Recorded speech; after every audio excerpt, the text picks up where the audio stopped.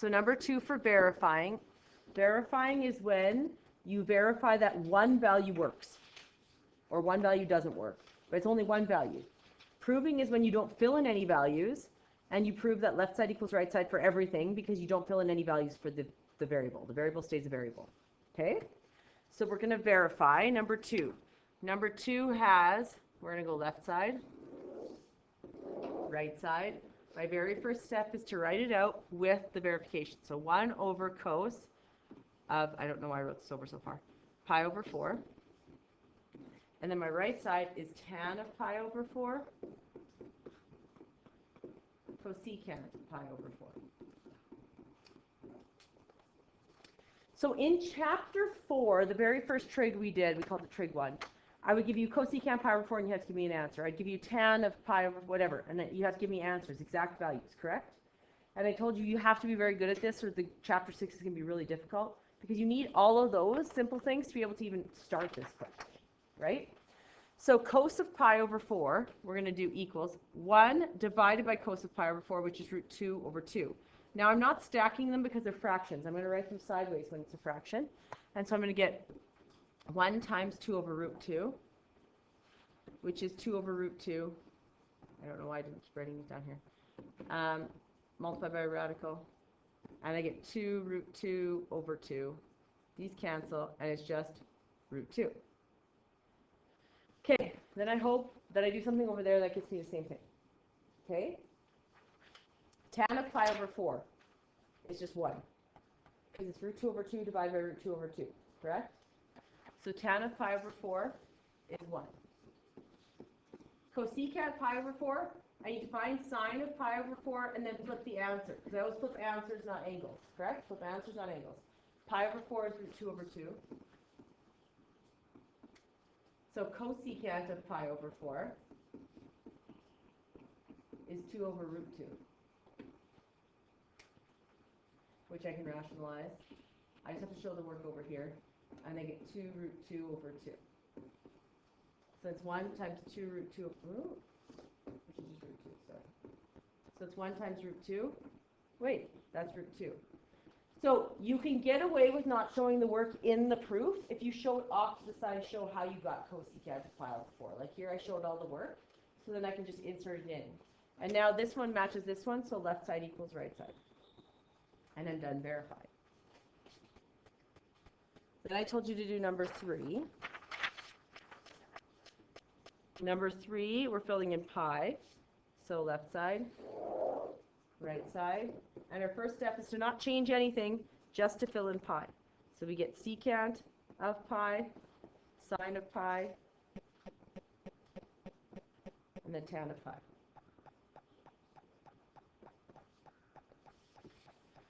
So secant of pi is the same as cos of pi flipped, right? So I go find its friend. Cos of pi is x at pi. What is x at pi? Negative 1 over 1, technically, right? So secant of pi is still negative 1. So I'm going to fill in a negative 1. Sine of pi is, what's y at pi? 0. Negative 1 times 0 is 0. So I sure hope tan of pi is 0. So let's prove what tan is. Tan of pi is sine divided by sine of pi divided by cos of pi. Sine at pi is 0. Cos at pi is negative 1, which is 0.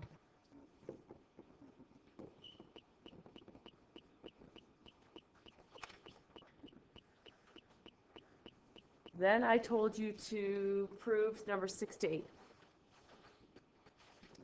So number 6, left side, right side. First step is to rewrite the exact question the way it is, not changed at all.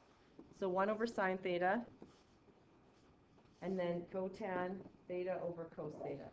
So this side looks more complicated, the right one, so I'm going to deal with that and see if I can get it to be the left. Because 1 over sine I can only change to cosecant, so that's it. So I'm just going to leave it sit unless I have to. So cotan, these are singles. When they're singles, the best thing you could do when they're singles is to maybe switch them to coses and sines. So cotan is cos theta over sine theta. Now I have a fraction in my numerator, so I'm going to write them side by side. So divided by cos theta over 1. Division, you flip and multiply, so I get cos theta over sine theta, and I can flip them because I have a full fraction on the left of the division and a full fraction on the right. 1 over cos. These cancel, and I'm left with 1 over sine theta. Left side equals right side.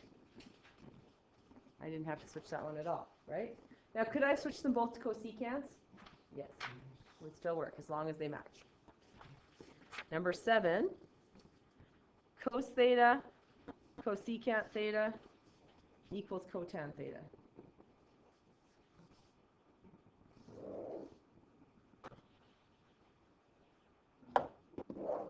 So left side, right side, all singles. So I'm going to switch them to coses and sines where possible. Cos is cos. Cosecant is 1 over sine, which when you have fractions, you multiply cross top, across the bottom, so I get cos theta over sine theta. Now I could switch cotan to cos theta over sine theta and they'd match, or I could just keep going on this side and go cotan theta. Left side equals right side. The only catch with proofs is that they physically, the last two sides, my daughter who's in grade 2 needs to be able to walk up and be like, yes, they look exactly the same. If my grade 2 daughter couldn't walk up and be like, those match, then they're not the same, right? Then that means you know they're the same, but people checking it don't know because you didn't go that extra step to make them the same. Okay, number 8.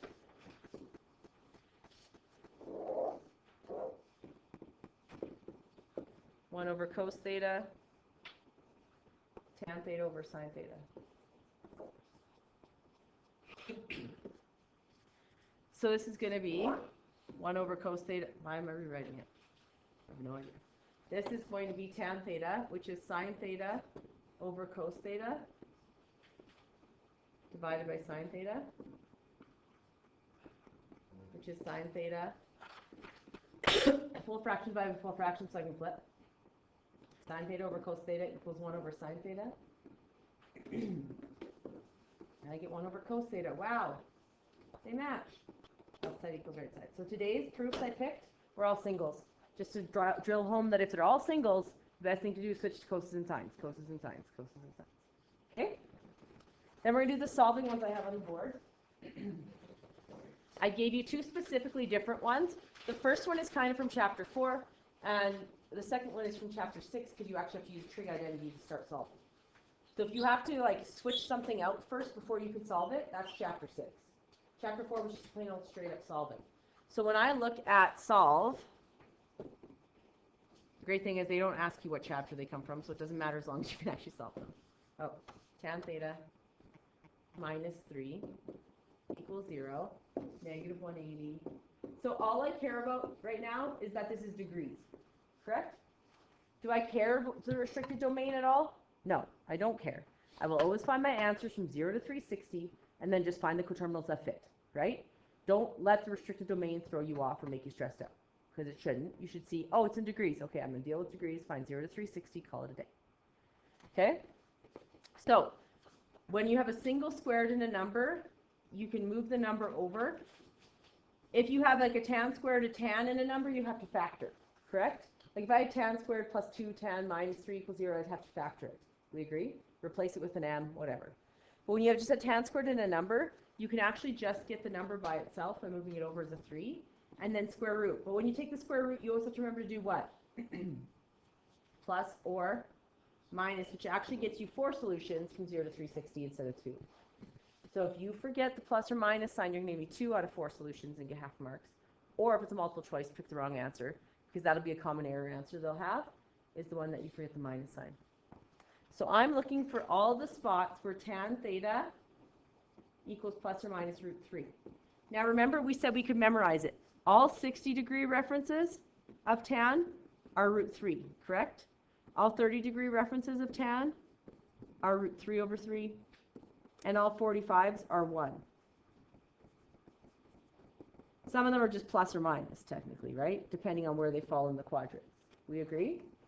So we're going to look at all the 60s. We're going to look for all the 60s because those are all the root 3s. So that's here, here, here, here. So this is 60, 120, 240, 300. And now I got all the answers from 0 to 360. We agree? Once I do that, I then look and say, okay, what is the actual domain? Because I have to make sure they fit.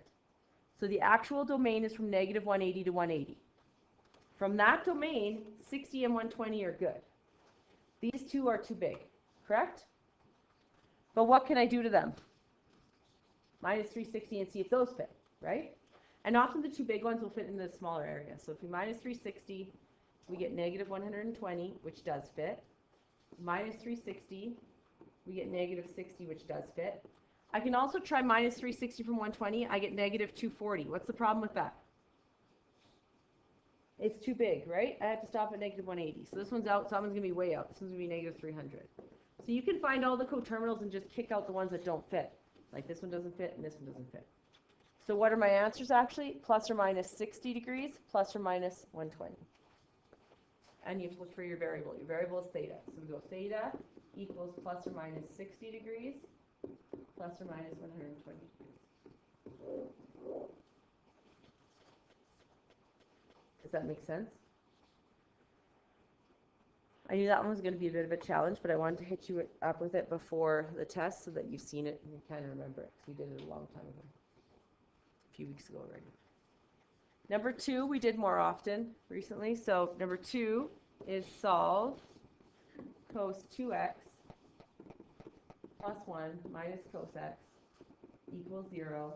Please don't look at these and say, oh my goodness, Mrs. Lepp forgot to put the squared up as a 2. Why did she do that? Why didn't she put it as an exponent? Well, I'll put it as an exponent for her. And then you crossed off negative squared and then try and factor it and then call me over and you're like, it doesn't factor. Because I didn't make that a squared for a reason. It's cos 2x, right? Which is a double angle identity, which I have 3 options for, correct? If the cos x was a sine x, I'd pick the cos 2x that had just the sine squared, right? Because this one is a cos, what's this best to replace with? Well, it just is cosine, right? So cos 2x can be replaced with 2 cos squared x minus 1. That's what I'm going to pick. I'm not going to pick this one. If I pick this one, now I'm going to have sine squareds and coses mixed, right? That's not helpful. If I pick this one, I have sines and coses still mixed. So this is my best choice. 2 cos squared x minus 1.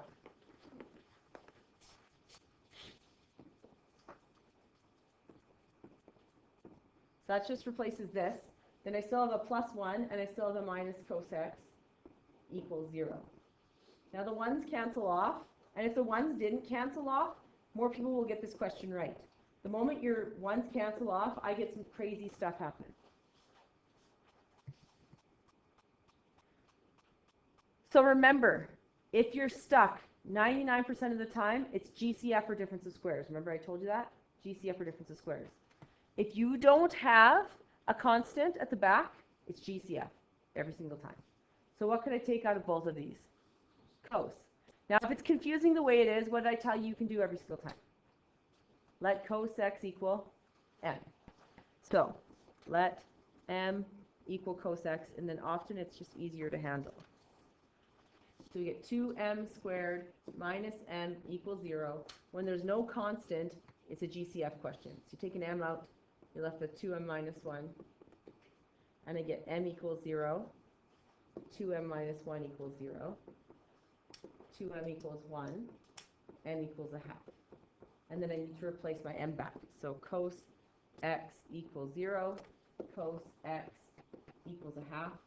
Remember, only with cos and sine, only with cos and sine can it not be greater than 1 and negative 1, right? If I have secant, cosecant, cotan, tan, then they can be whatever numbers.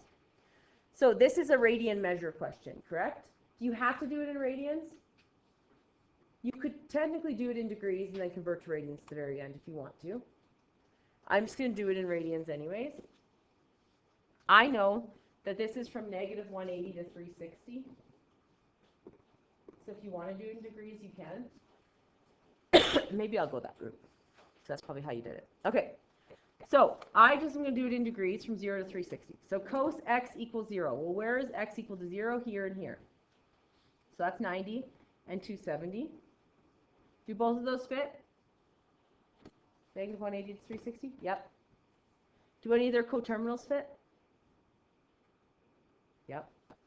If I subtract 3, so this one's good, this one's good. If I subtract 360 from here, I get negative 90. Does that fit? Yep. If I subtract 360 from here, I get negative 270.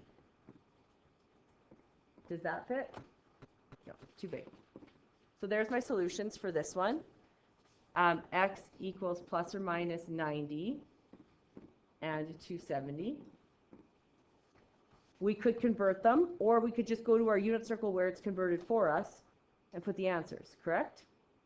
How do we convert from degrees to radians? Degrees to radians, pi on top. Dr. Pot, degrees to radians, pi on top. So we're going to go 90 times pi over 180. Remember, degrees is easy. You just divide by 180. Math enter it if you really want to. You don't have to use very much brain matter. So this is going to be x equals plus or minus pi over 2 and 3 pi over 2. Now this one we need where cos is a half. Cos is positive a half where x is positive. So that's over here and here. And it's the 60s. It's here and here. So it's at 60 and 300. Which both fit the domain because the domain is from negative 180 to 360. Then I check their coterminals, so these are both good. I subtract 360 from it, and I get negative 60. Does that fit? Yes. I subtract 360 from this, and I get negative 300 degrees. Does that fit? Negative 300 fit from negative 180 to 360? No.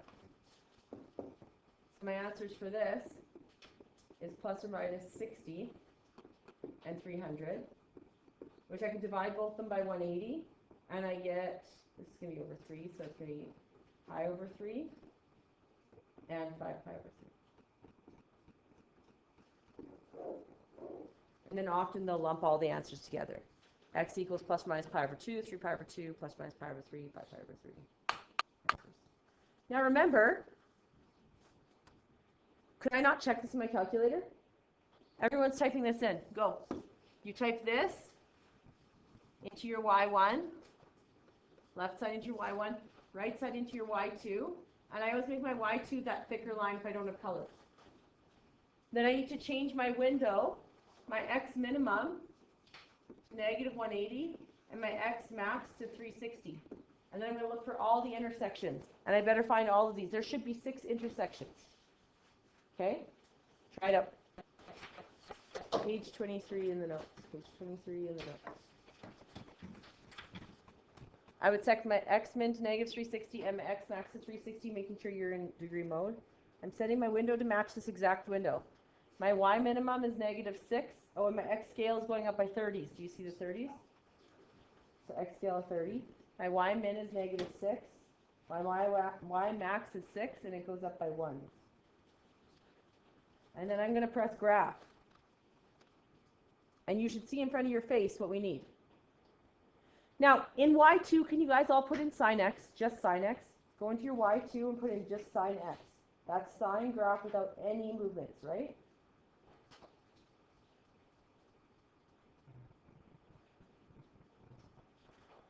So it'll draw the first one first, and then it'll draw your basic sine x graph next. It looks like on this graph, my sine x only does 2 full revolutions. Just the basic sine x graph does 2 full revolutions, right? My next sine graph looks like it does 4 in that same space. How is that even possible?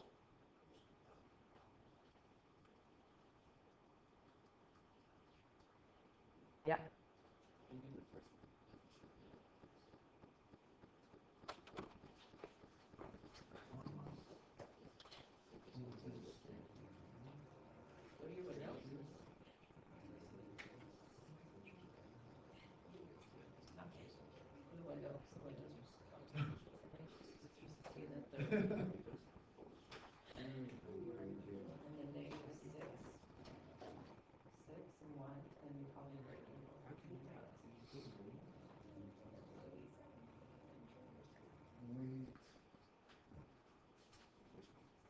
There's usually a function for that?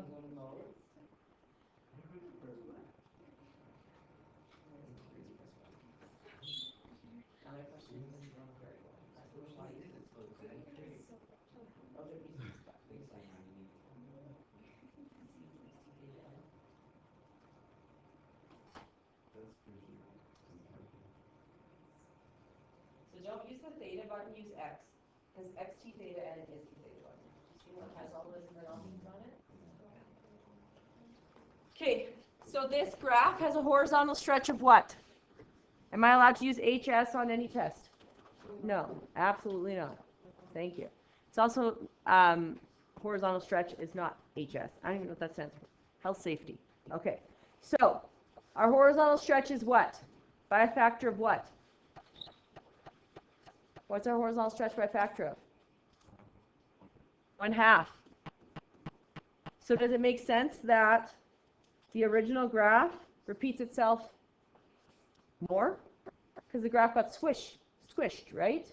So normally the period of the graph is 360, but I'm multiplying it by 1/2, so it's 180. So it makes sense that it's squished, correct? Now also what we need to see here is this is to theta minus 90. So this is actually a horizontal phase shift 90 to the right, not 180. Please don't fall to those.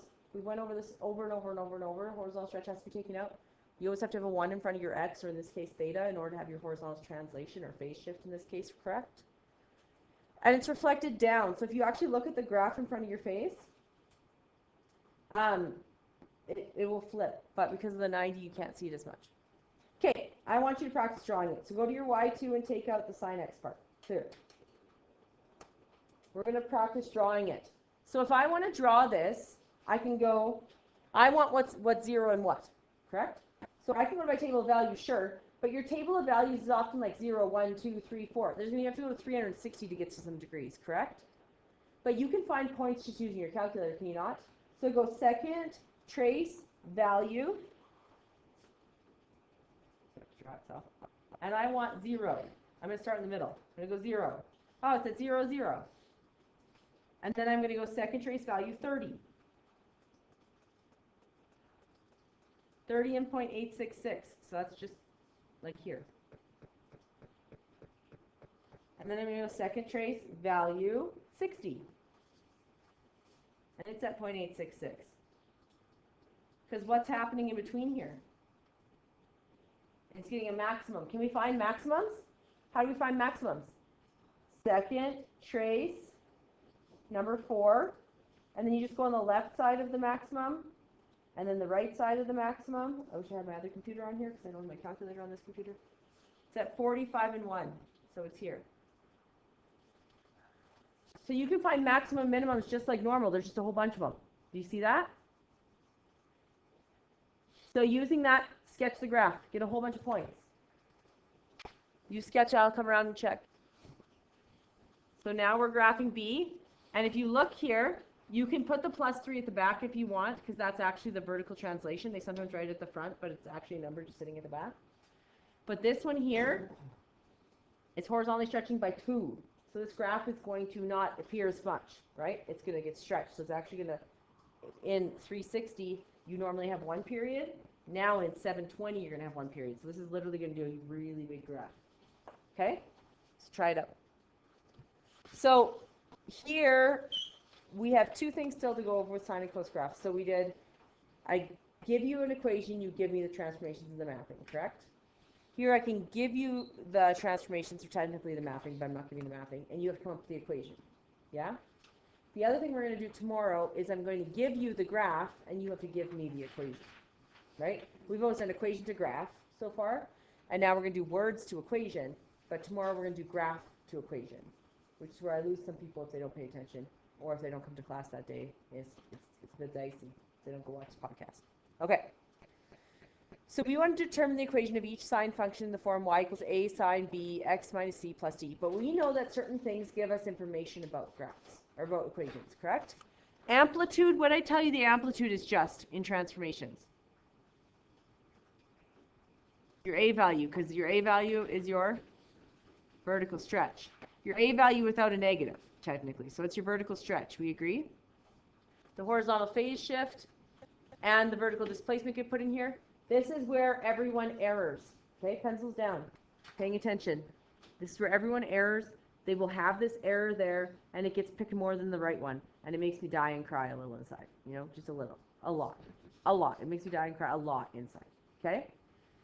So, Do any of the letters A, B, C, or D represent the period? No. What letter does period start with? P. So some might say, no picking up pencils, some might say that we could say P equals pi. Some might say that. We agree? Should that ever go in for B then? Does that say B equals pi? No, it does not. You guys will put it there. You'll be like, I don't know what to put in for B, so I'm going to put pi there because that's cool. And they'll have that answer there, and it'll be sad. It's like there was a girl in my class named Paula, and I'm like, it's like calling her Bala, you know, saying they're the same, but they're not. She's Paula, not Bala, you know. So it's like P, you know, it's like Pamela and Bamela. She wouldn't want to be called that. No. So P for period, can it go into B for not period? No, you laugh, and then you guys will put the period in B, and I'll be so sad. B is your horizontal stretch. We agree? So when is your horizontal stretch? What is the period when your horizontal stretch is 1? What is the period when your horizontal stretch is 1?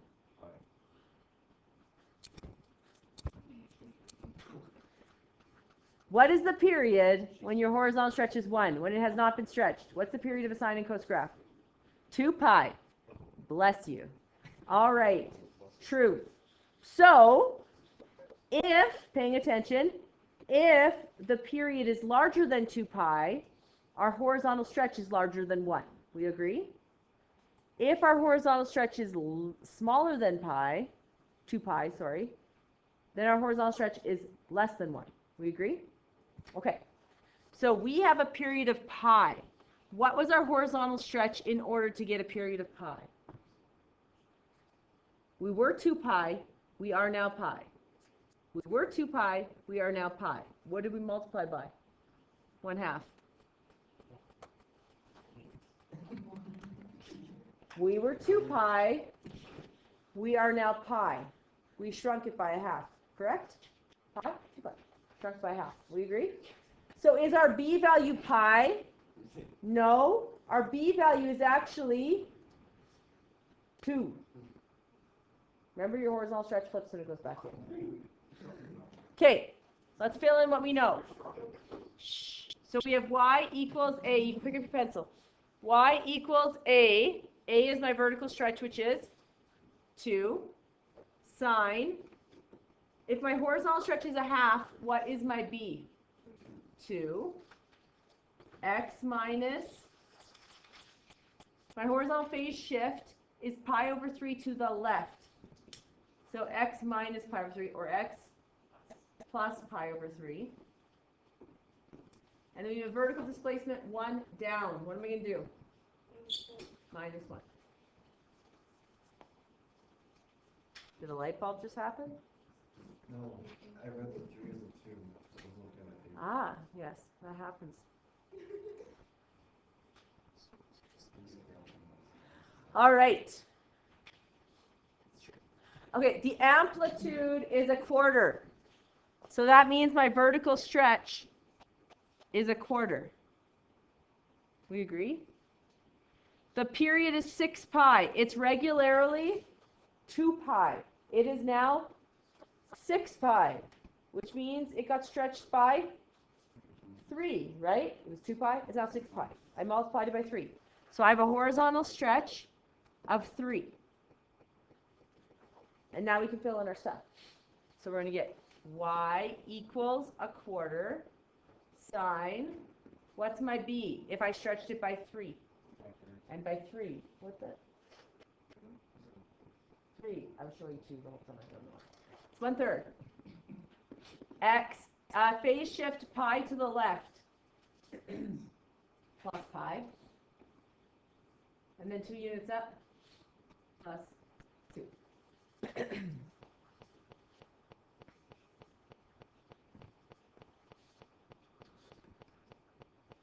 Okay. Amplitude of 4 means I have a vertical stretch of 4. Period of 540. Did you know that radians is actually easier to do period in for once? It's the easier one. We just have to figure out how much is 540 bigger than 180? Or it's bigger than 360.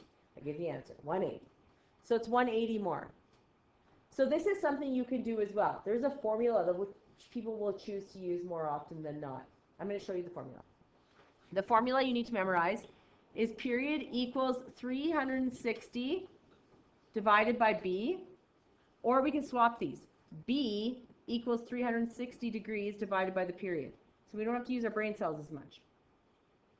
So all we do is we put the period in here, and we get out the B value. Poof, it's magic. The B value, not the horizontal stretch. It is the actual B value. So we'd go 360 divided by 540, and what do we get?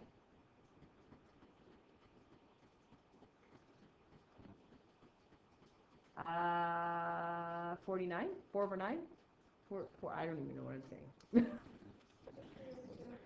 It's what? 3 over 2? 2 over 3? We don't flip it. Is this the horizontal stretch? What is this letter? B. So that is what B is. So what's actually the horizontal stretch? 3 over 2. So when I go to put this in the equation, I just put it in what it is, because that's B. B equals, the equation is y equals a sine b x minus c plus c. That is the equation, we agree? So we're going to go y equals 4 sine 2/3 x 60 right, so minus 60 degrees, and then 3 down, minus 3. So if we use that formula, then you have B, not the horizontal stretch. If you use that formula, you do. We'll use the formula for the next 3 just to prove one. So we have a vertical stretch by a factor. Oh, this one doesn't have it.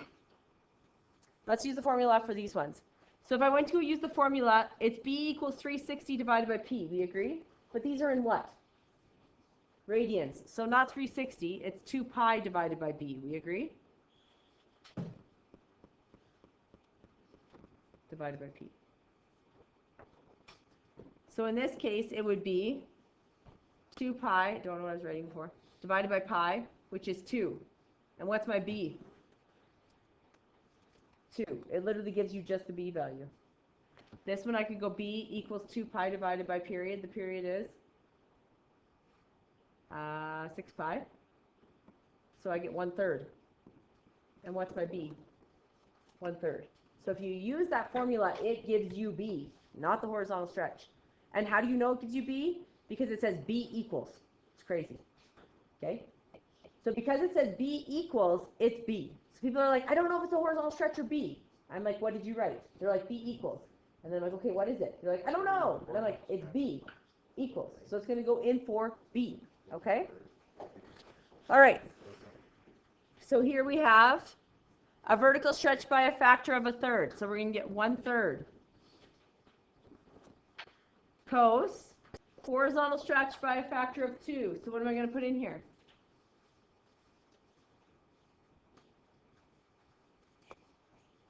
Horizontal stretch by a factor of 2. 1/2. X, horizontal phase shift 30 right. Minus 30 degrees. Vertical displacement 5 down. Minus 5.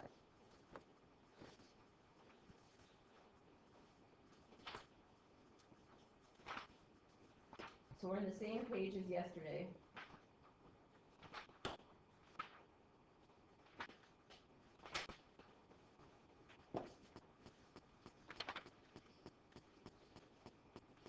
Page 251.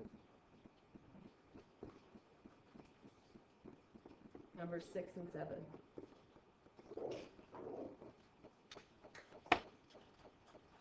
Running out of time at the end. At the very beginning of class tomorrow, I'm checking these numbers. So I'll tell you exactly what I'm checking at the very beginning of class. Keep running out of class time. So at the very beginning of class tomorrow with my eyeballs, I am checking page 233, 4 to 9. I already checked James. Showed it to me already. Page 250, 1 CDE, 2 DEF, 3, 4, and then also page 251, same homework, 6 and 7. 6 is like the first one we did with the period. 7 is like the second one we did with just the stretch. I'm not making you graph any of it. Beginning of the class is next week.